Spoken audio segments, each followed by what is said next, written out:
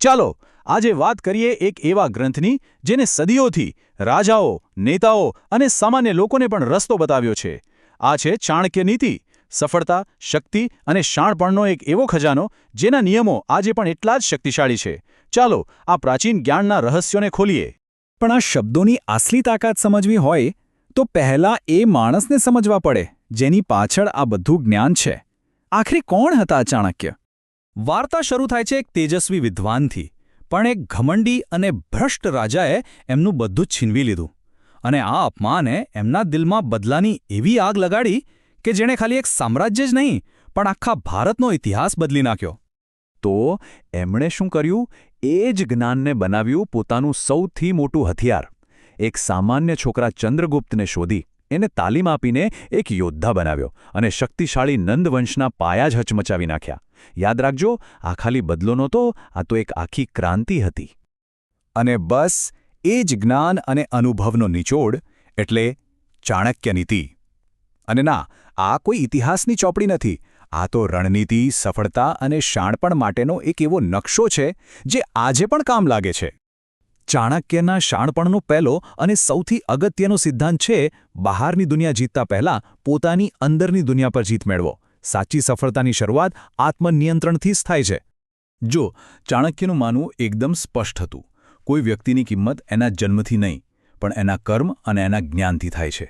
જ્ઞાન એક એવી સંપત્તિ છે ને જે કોઈ ચોરી ના શકે અને દરેક જગ્યાએ માન અપાવે છે. તો સવાલ એ છે કે આપણી અસલી સંપત્તિ શું છે? હવે ચાણક્ય આપણને એક સીધો સવાલ પૂછે છે જે આપણને વિચારવા પર મજબૂર કરી દે. શું તમારો સ્વભાવ બહુ જ સીધો સાદો છે? શું દરેક વખતે સીધા રહેવું જ ફાયદાકારક છે? એમની એક બહુ જ પ્રખ્યાત વાત છે કે જંગલમાં સીધા ઝાડ જ પહેલાં કપાય છે. આનો મતલબ શું? મતલબ એ કે જીવનમાં હંમેશા એકદમ સીધા અને સ્પષ્ટ રહેવાથી નુકસાન પણ થઈ શકે છે. ભલે ઓફિસ હોય કે બિઝનેસ, ક્યારેક ટકી રહેવા અને આગળ વધવા માટે વ્યૂહાત્મક રીતે થોડું વાંકું વળવું પણ જરૂરી બની જાય છે. ચાલો હવે વાત કરીએ બીજા પાયાની, અને એ છે આપણા સંબંધો. કારણ કે લોકો જ આપણી સૌથી મોટી તાકાત પણ બની શકે છે અને સૌથી મોટી નબળાઈ પણ. ચાણક્ય ખોટા મિત્રો વિશે સ્પષ્ટ ચેતવણી આપે છે. એ કહે છે કે જે મિત્ર મોઢા પર તો બહુ મીઠું બોલે પણ પીઠ પાછળ આપણને બરબાદ કરવાનું કામ કરતો હોય એ કેવો છે ખબર છે? જાણે ઝેરનો ઘડો જેના ઉપર ખાલી દૂધની મલાઈ પાથરેલી હોય. આવા લોકોથી બચવું જ જોઈએ. તો પછી સાચા મિત્રને પારખવો કઈ રીતે? ચાણક્ય એના માટે 3 કસોટીઓ આપે છે. પહેલી, બીમારી કે ખરાબ સમયમાં.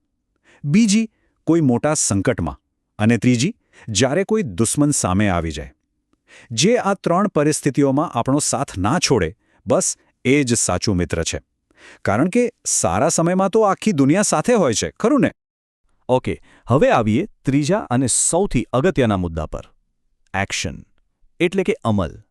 કારણ કે મોટા પ્લાન ત્યાં સુધી નકામા છે જ્યાં સુધી એને જમીન પર ઉતારવામાં ના આવે. તો ચાલો જોઈએ કે વિચારોને હકીકતમાં કેવી રીતે બદલવા.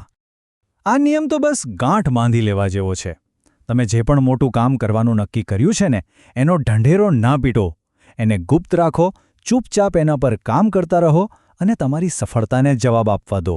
કારણ કે સફળતાનો અવાજ શબ્દો કરતાં ઘણો મોટો હોય છે. સિંહ પાસેથી એક જબરદસ્ત પાઠ શીખવા જેવો છે.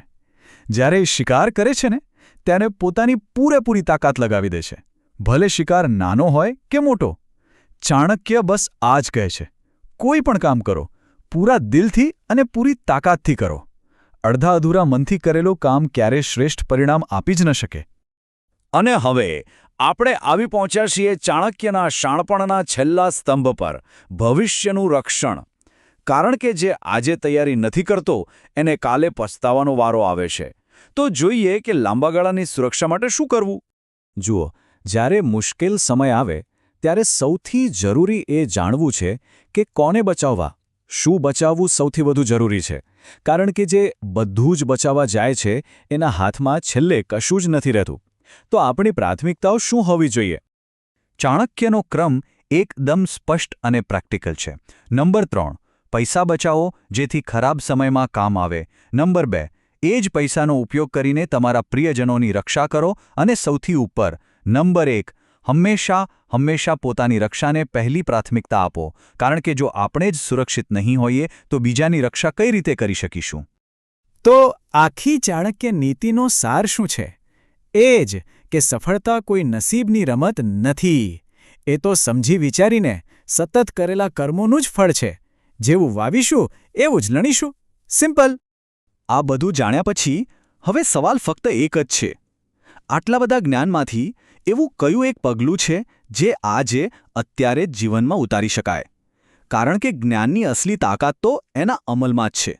જો ચાણક્યના આ વિચારોએ તમને પણ વિચારતા કરી દીધા હોય તો આ વિશ્લેષણને લાઇક જરૂર કરજો અને કોમેન્ટમાં જણાવજો કે તમને કયો સિદ્ધાંત સૌથી વધુ ગમ્યો. આવા જ ઊંડાણપૂર્વકના વિશ્લેષણ માટે અમારી સાથે જોડાયેલા રહો અને હા, સબસ્ક્રાઇબ કરવાનું ભૂલતા નહીં.